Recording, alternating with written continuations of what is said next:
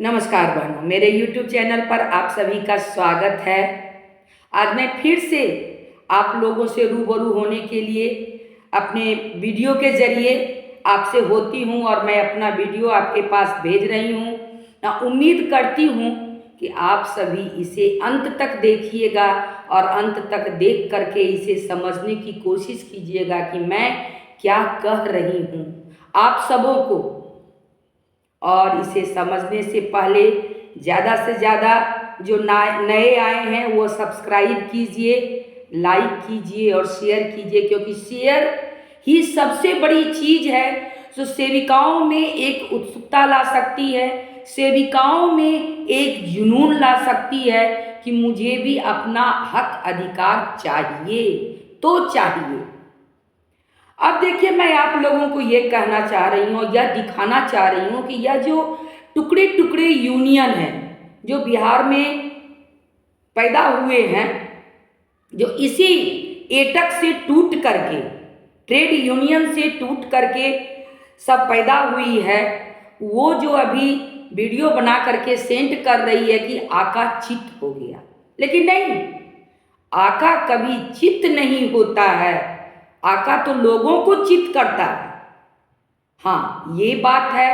आका अभी bed rest में है, उनके हार्ट का ऑपरेशन हुआ है, या आप सबों को मैं जानकारी दे दूं।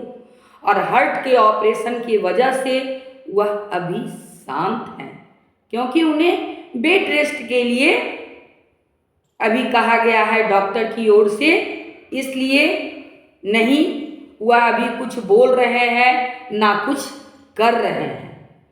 अब रह गई बात यह है, यह जो कहा गया कि आका चित्त हो गया, आका तो सब दिन सेविकाओं के लिए जुझारू नेता थे, नेता हैं और नेता रहेंगे।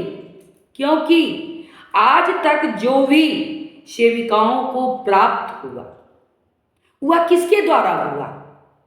ट्रेड यूनियन एटक के द्वारा हुआ, क्योंकि एटक ही वह जुझारू यूनियन है जो कि अभी तक लड़ाई करके, आंदोलन करके वह सेविकाओं को इतना धीमी गति में भी यहाँ तक पहुँचाने का काम किए हैं। लेकिन अब आप बताइए, यह जो चित्त होने की बात आई, यह किसके द्वारा हुआ? क्योंकि सबसे पहले बड़ी बात यह मैं आपको जानकारी दे दूं कि जिस समय 2024 में 19 सितंबर को सेविका के द्वारा आंदोलन किया गया था, आप लोगों को भी ज्ञात है, और उस आंदोलन में अच्छे तरीके से हम लोग सिलसिलेवार तरीके से माननीय मुख्यमंत्री जी को लेटर दिए, माननीय निदेशक महोदय को लेटर दिए, डीएम सर को दिए, डीपीओ मैडम को दिए, सीडीपीओ मैडम को दिए। इस तरह से सिलसिलेवार ढंग से हम लोग लेटर दे करके धरातल पर, रोड पर उतरे अपने हक अधिकार को मांगने के लिए। तो हक अधिकार मांगना मेरा क्या है?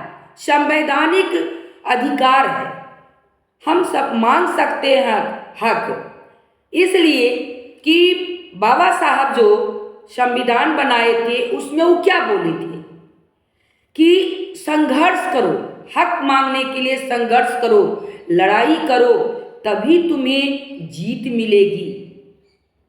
तो जीतने के लिए हम सबों को संघर्ष करना ही होगा।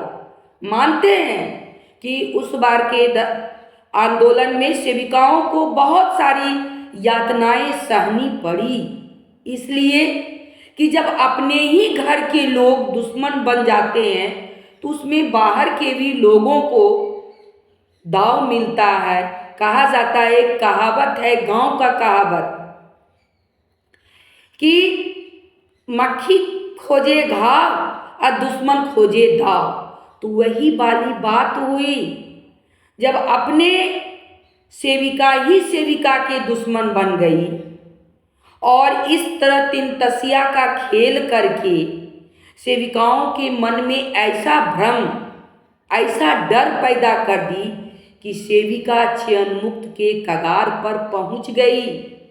और जब चयन मुक्त के कगार पर पहुंच गई, उसमें भी हर एक सेविकाओं को यह समझाने का प्रयास किया गया, आप लोग शांति पूर्वक रहें। लेकिन सेविका को इतना डर बन गया था कि वह शांत भी नहीं रह सकी। उसे ये डर था कि मेरी नौकरी चली जाएगी, लेकिन यह समझने को कोई तैयार नहीं था और अपने अपने ढंग तौर तरीके से सब निदेशालय पहुंच करके अपनी हाजिरी को दर्ज करवा दी कि मैं फॉर्मेट भरने के लिए आ गई हूँ।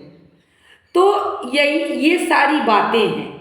ऐसे ये सारी बातें मैं दोहराना नहीं चाह रही थी, लेकिन दोहराने की आवश्यकता हो जाती है जब ऐसे लोग भेजते हैं वीडियो बना करके तब। तो आप लोग कम से कम इन बातों को समझने का प्रयास कीजिए कि नए जनरेशन की जितनी सेविका है उसमें एक जज्बा है, एक जुनून है। उसको यूं ही ऐसे जाने मत दीजिए, उसको आप यूज कीजिए अपना हक लेने के लिए, लड़ाई करके, संघर्ष करके, आंदोलन करके।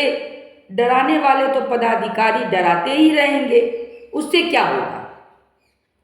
और साथ में संगठन असली कौन है और नकली कौन है, इसकी भी पहचान आप लोग कम से कम कीजिए। और आज है हम लोगों के सोनपे, ये तो मैं अपनी संगठन की कहानी की जानकारी दी। और आज सोनपे गांव में माननीय मुख्यमंत्री जी प्रगति यात्रा के दौरान मेरे गांव में आए हैं। कुछ अच्छे करोड़ों की यहाँ उद्घाटन किए हैं, और जिसमें कि 2-4 तरह का है जिसका उद्घाटन किए हैं। और वो वहाँ के आंगनबाड़ी केंद्र में भी आए हैं, जिसमें कि बच्चे उच्चे सभी उपस्थित हैं। और उसमें दरमियान जितनी पदाधिकारी हैं वह उनके स्वागत में यहाँ माननीय मुख्यमंत्री जी आ रहे हैं और अपना एक आदिवासी डांस भी कर रही है, जिसका कि मैं आपको एक झलक दिखाऊंगी और आप लोग देखिए।